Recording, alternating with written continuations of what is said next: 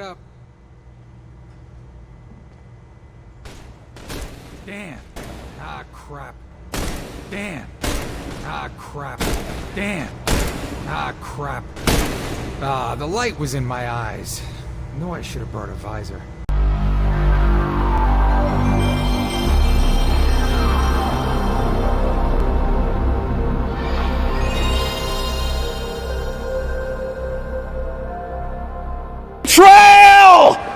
This video took me longer to make than the election results. Honestly, nothing bad happened on my end, I just got real fucking lazy. And yes, I promise my next upload won't be a month long, sorry about that. The game starts out on October 28, 1962. This means that this is a prequel to XCOM. I don't even know if this game is canon to the rest of the franchise, but if it is, well then... The main character is William Carter, who has an uncanny resemblance to Booker DeWitt. Some thought interrupts your jail sessions to give you a briefcase. The bitch has the audacity to blow a hole in you and the game ends. Being a strong, independent woman who rejects all social order and obedience, she opens up the case, unleashing the unforetold curse that will unleash havoc and chaos across all of the world for 1,000 years to come. Seriously, what the fuck is up with women and always bringing evil into the world? I mean, shit, man. Fuck, man. Even the Bible had a story about this. You wake up to find out that you're Wolverine, apparently. You rush out only to get greeted with the gunship, similar to the opening sequence of MGS5. About 5 minutes into the level, you get to mow down some merry midgets with the 1911. After that, you get to pick up the M14, which is completely unrealistic because you can actually control the recoil. This part of the game kind of throws you a curveball if you don't know what to expect from this game, and you find out that this game is a fucking ripoff of Mass Effect. From here on out, drop any expectations you may have about XCOM and pretend that this game is just Mass Effect during the First Contact War, except the First Contact War is retconned to the Earth instead of at the first mass relay. At the midpoint in the level, you meet Director Folk. This is where the game introduces you to the dialogue options, but don't expect fuck all from it. Like I said, treat this game as if it's a Walmart discount brand of Mass Effect. At the end of the level, you get to meet Sigourney Weaver, except she be looking like one of them Black Widow cosplay thoughts. The game tried its hardest with replicating certain features from XCOM, like flanking enemies will deal more damage for whatever reason. You see, it works in the strategy XCOM games, but not as shooter. Even if you aim for headshots, the aliens take more damage than the election process. Also, for whatever reason, most of the game's cinematics are pre-rendered, and they look more pixelated than Minecraft. However, there is one good thing about the ending of the level.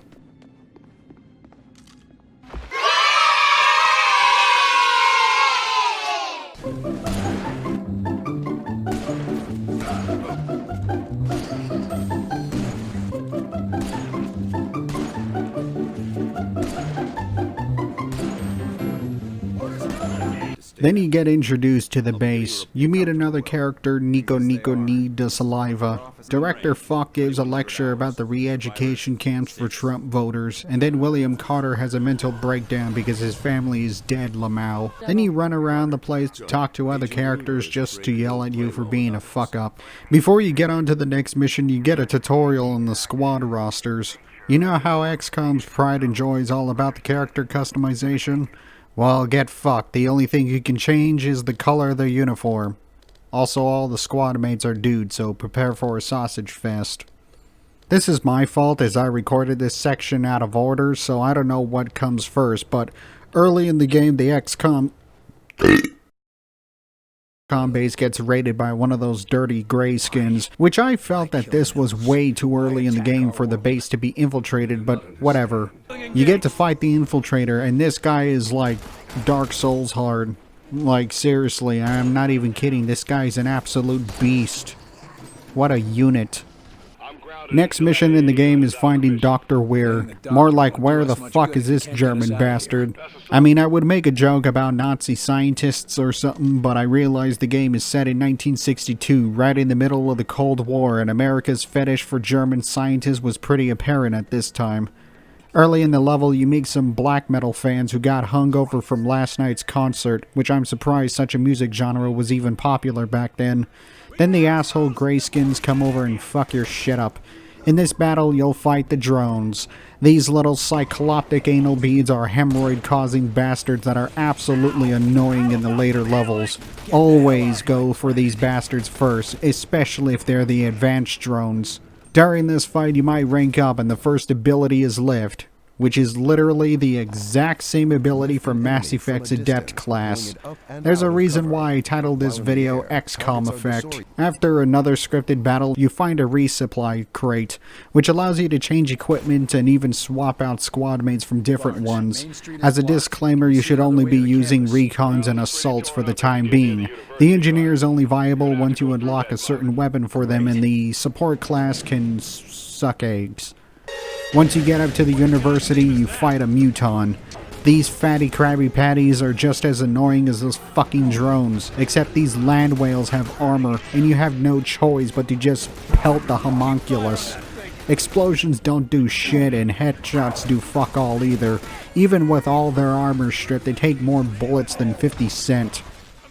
After the university, you get to pick up the scatter laser, which is basically just a laser shotgun. This gun is surprisingly effective even at range. However, from what I could tell, the scatter laser is more effective on larger targets than smaller ones.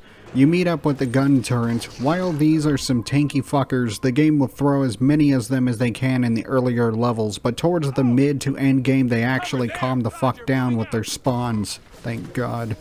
After the turret is the sectopod, which it's sure as shit ain't anything how they should be. The major problem I have with the sectopods is not their tankiness or their difficulty, but rather their frequency. You know how the sectopod is supposed to be a fucking dreadnought that is more than a force to be reckoned with in the original XCOM games? Here, the sectopods are piss-ass easy, especially since you can shoot the glass on the cockpit and take out the pilot. Not only that, but out of all of the big enemies in the game, the sectopod is very common. Nearly every single level in the game has at least one or two sectopods. After the sectopod is the headshot pack, which if you're not a subhuman degenerate, this makes the Springfield ridiculously fucking overpowered. It's also the first backpack you get anyway, so there's no reason to not use it. Unless you're just that dumb or something.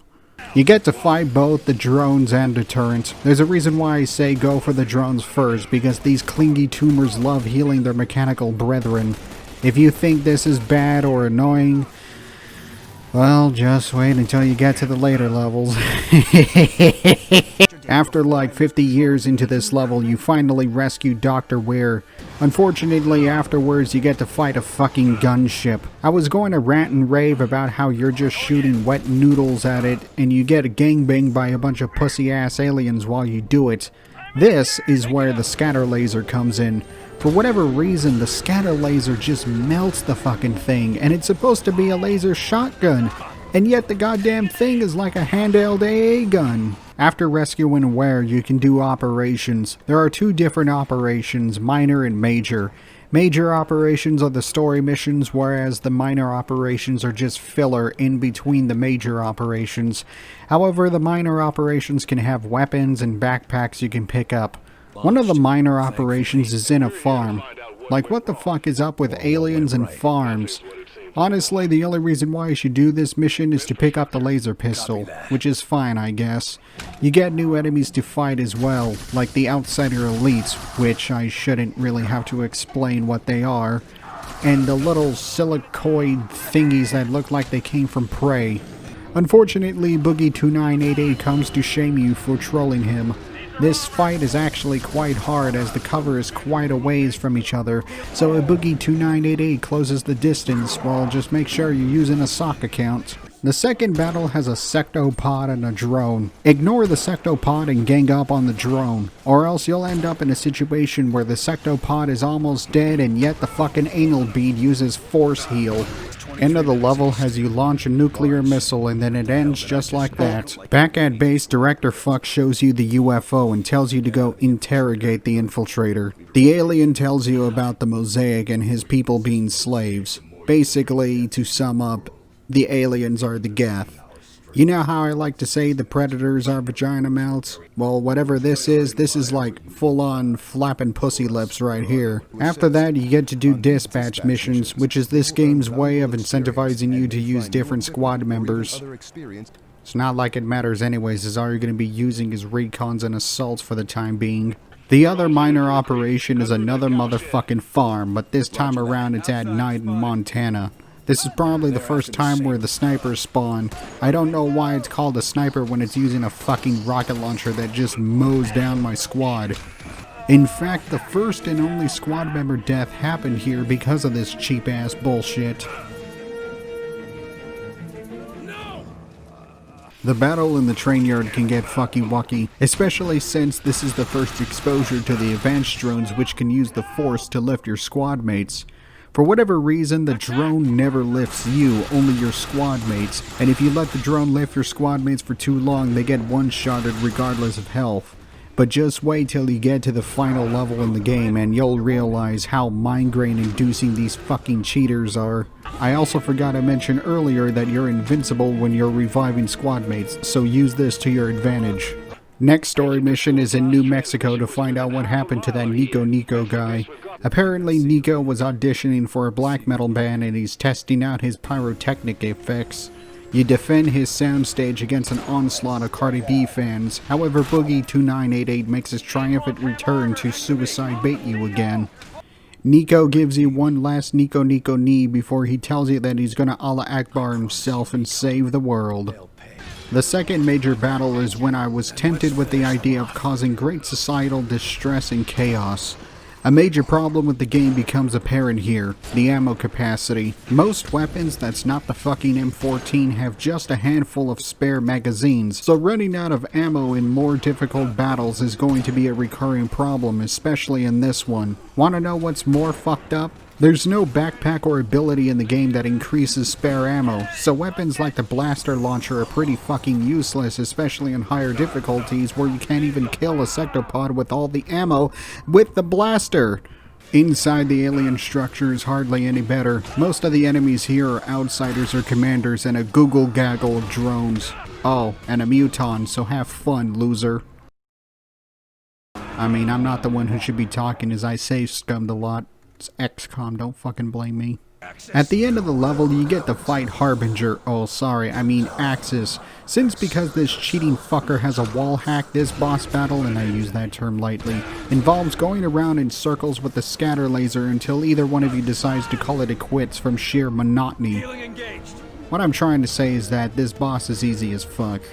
The next minor operation finally has a gun worth using after all this time, and that's the laser pulse rifle. Unfortunately, the ammo capacity is something left to be desired, but Jesus Christ, if you aim for the heads... The next battle is probably the most easiest section in the entire game that deals with a muton. If only it was this easy everywhere else. There's two battles within the alien base. First one is just a bunch of silicoids, or whatever those things are called, sectoids, and a shield commander. Though the commander can command a bag of dicks to go inside his orifices, little shielding pussy-ass bitch. Second battle is with a sectopod for like the 57th time, except you get drones and fuck all for cover. The stairs leading down into the area is a choke point, especially since the sectopod is just as big as the opening. So if the giant enemy crab is feeling cheeky, he can go up the stairs and melee you and your guys for an instant kill. Thankfully, God wasn't being a dick to me and somehow glitched the sectopod. Believe me, I ain't gonna complain. That's what these bastards deserve. And worse. Next major mission has you tracking down Axis, and the Black Widow thought. You start out in the forests of Oregon, and thankfully there aren't any gender reveal parties nearby. The first major battle is with more fucking drones and a goddamn minefield. This isn't all that hard, truth be told, but the mines and the lack of ammo is. Around this point, as annoying as mutons are, they should be quite easy to deal with. Then you have to sacrifice one of your squad mates to open up a door while you defend him. I swear to God, one of these days this game trope is gonna make me want to go on a tribalistic rampage. The only thing that soothed my asshole was getting the sticky grenades. These sticky grenades make mutons in particular an absolute cakewalk. It's also somewhat effective against the bitch pods, but I have an aim of a potato. Inside of the base, Sigourney Weaver tells you about this facility being used to create those black metal fans, as well as news about her brother being held captive here. I guess this is supposed to be some weak-ass writing to try and make Thought Widow more relatable or something. But, you know, it would have been more effective if, say, like, her brother was a recruitable squad member, then got captured, but, you know, that would require effort. The battle afterwards is a point in the game where the difficulty ramps up. I've been playing on Veteran, and this marks the beginning of the end for my sanity. After the battle, you get to meet Pete. You can do this, Angie. And then, Axis will pay. Goodbye, Petey. Wow. After Pete, you finally get a replacement for the Springfield, the plasma sniper rifle. This gun is superior in every way as long as you let it charge up and go for them headshots. However, it has a worse magazine size and less ammo. Here comes the 9th Circle of Hell. This is what I call a legitimate boss battle, unlike whatever the fuck this was. You have to go around to 3 different bunkers to disable Axis's shield. However, every time you go to a bunker, you get greeted with a muton. And turrets, and snipers, and elites, and spies, and fraudulent ballots, and protesters, and the fucking kitchen sink. The biggest time waster here are the mutons, especially if you don't have any sticky grenades left. If you ever get downed and revived, all of your skills are on cooldown. This is going to be the biggest source of aggravation during this fight and the last boss battle, because depending on your rank, you're very vulnerable for give or take a minute, so get fucked, fatty. After shutting down the bunkers, you get to fight Harbinger Axis directly. He's not all that hard, but he is cheap. He deals a considerable amount of damage with his plasma pistol, teleports around everywhere like every 15 milliseconds, and has this bullshit AoE attack that seems to have an infinite range and deal fuck tons of damage even if you're behind cover. Oh yeah, and the most bullshit thing in the entire game happened here. Fuck this game, man! After putting a cap in Axis's bitch ass, there's 2 minor operations, one in California and the other one in Tennessee. The one in California has you tasked with finding a mosaic spire so you can poison it. Yeah, you're pulling a genophage here, except it's with the Xenos and not the Krogan. At this point, this game is just glorified DLC for some Mass Effect game. When I first go up there, I was about to lose my shit because I thought it was XCOM's 1734th farm area, but it's actually a lumber mill. So the game gets lucky and escapes my wrath for the time being. However, my hopes and dreams were subsequently neutered and rendered infertile when a muton decides to plop his fat ass right when everyone is low on health and I'm bingo on ammo. Guess who had to play Ring Around the Rosie with the muton and also had to attend the children because they don't know how to run away? Here is when you should lube up your anal hole as the game introduces the elite mutons for the first time. If you thought that regular mutons were just painful tumors on the rear end, well, the elite muton is just full-on cancer. Not only is it even more tanky than normal, but it also throws a grenade that deals damage over time and can close the distance with a rocket jump. What I recommend here is playing Ring Around the Rosie until all the other aliens are dead and save the elite for last.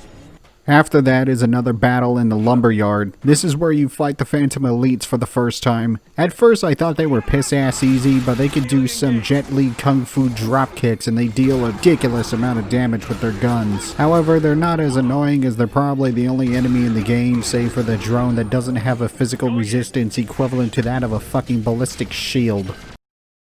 Towards the end of the operation, you have to camp at a gas station to defend it from a bunch of California liberals who want to take over the energy sector. I forgot to record it, but after the previous battle, you get access to the rotary plasma cannon.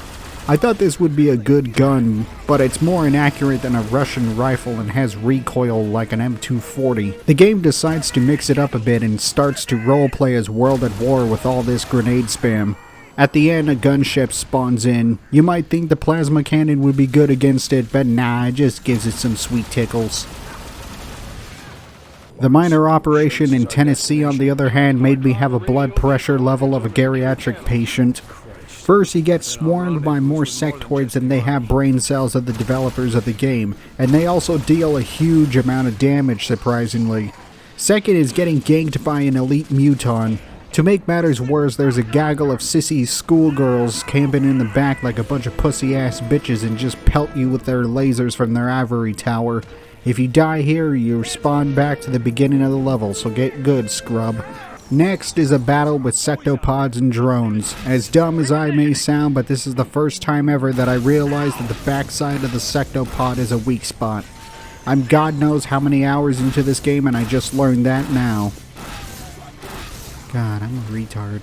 Then you have to capture a certain alien named Gene or whatever. Thankfully, this chase sequence, and I use that term loosely, certainly isn't anything like that shit back in Medal of Honor Warfighter, at least until the end when you get to this area with like 10 billion outsider elites and another gunship. Shockingly, this is a cakewalk, but that's mostly due to the little building providing cover against the gunship. Next part in the story finally uses the UFO to take you to the Hoover Dam. You get introduced to the psionic commanders for the first time and they run away like little bitches. I don't know if it's me or whatever, but every time one of the psionic commanders mind controls one of my squad mates, they actually don't attack anyone. Instead, the mind control is more like a temporary stun than it is legitimate control. The part with the generators is probably the hardest section in the game by far. This is due to the linear area being nothing but a bunch of chokeholds and giving you fuck all opportunities to flank. Oh, but those goddamn phantom elites can flank you, but not you. Gee whiz, thanks game. Shit, if I had $1 for every time me or any one of my squad mates got downed, I have enough money to pay off the US's national debt. There's also these annoying scout bastards that are basically the same as outsider elites, but they can teleport everywhere and even make copies of themselves. So yeah, scouts, phantom elites, and drones with heels. Thank God marijuana's legal. Right when your UFO comes out of the glory hole, you get to find the best weapon in the game, the plasma cannon. This glorious divine gift bestowed upon all mankind practically makes all other weapons, even other plasma weapons, completely obsolete. Not only that, but for whatever reason, it's classified as a shotgun, which means the engineer class can use it. This weapon finally makes the engineer class worth using, so now your lineup should only be recons and engineers. One of the last battles in the level has an assortment of puny cannon fodder, a perfect slaughterhouse for the almighty plasma cannon.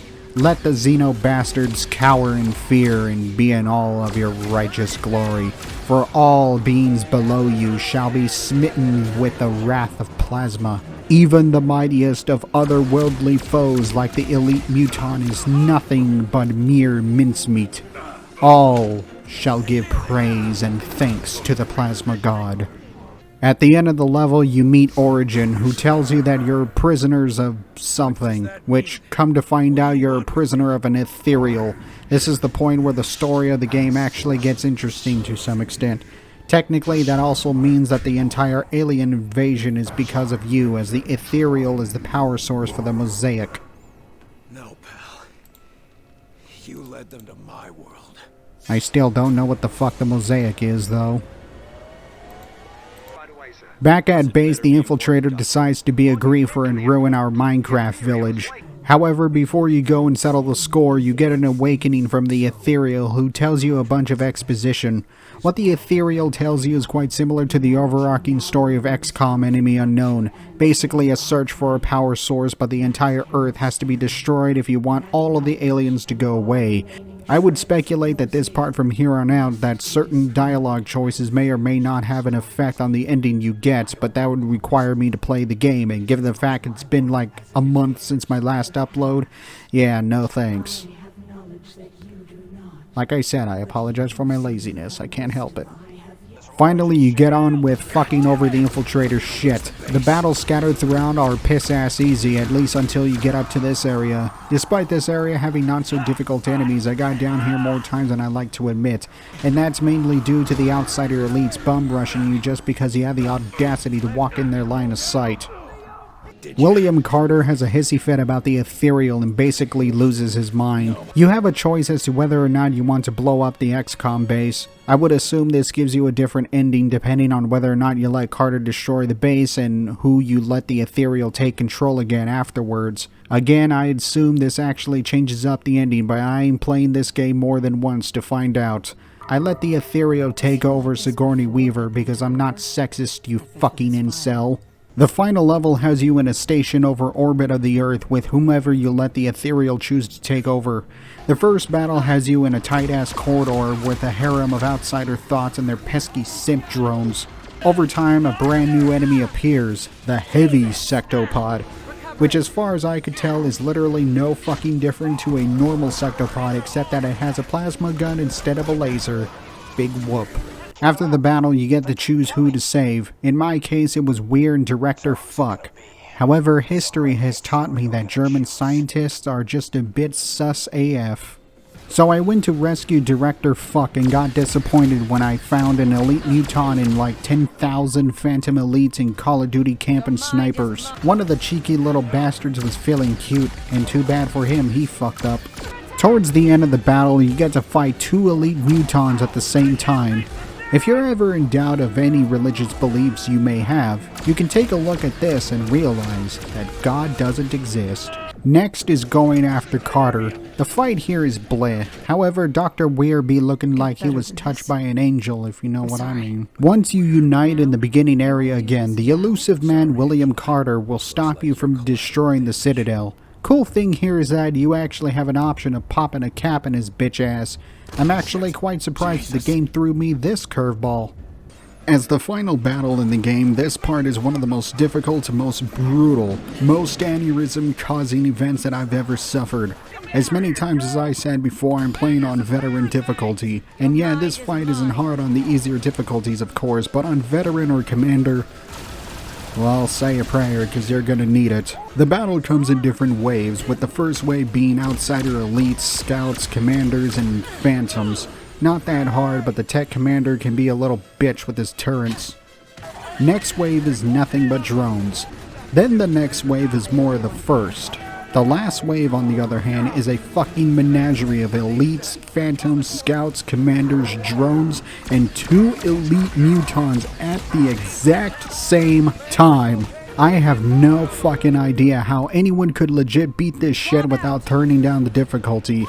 Since because the advanced drones like to play fishing with your squad mates and the squad mates are still vulnerable to enemy fire, getting a squad mate suspended by the drones is practically an instant kill. The elites and phantoms and scouts like to camp at the back like little bitches, so going to the back is just as lethal, and there's also a turret back there as well. The mutons are ridiculous to deal with because you want to get at their drones to prevent them from force lifting your guys, but you can focus on the drones because of the mutons. You can't run away from the mutons because they can jump and close the distance. Even if you run away, you might run into some phantoms or scouts and still get fucked. Remember what I said about how dying makes your skills recharge? If you ever go down once, you might as well restart at the checkpoint because you're already dead. At this point, my frustration exceeds my patience and I actually had to turn down the difficulty just to get to the ending. Don't like it? Too bad. If you ever played Weaver as I did, then you get treated to an ending where Thought Widow said that she used the power of the ethereal to control the rest of the Xenos into either killing themselves, killing each other, or even helping humans. Gee, what does that sound like? I mean, I would assume that if you choose Director Fuck, it would be a destroy ending given his attitude towards the aliens, and I would assume choosing Dr. Weir is an ending of synthesis. XCOM effect, y'all.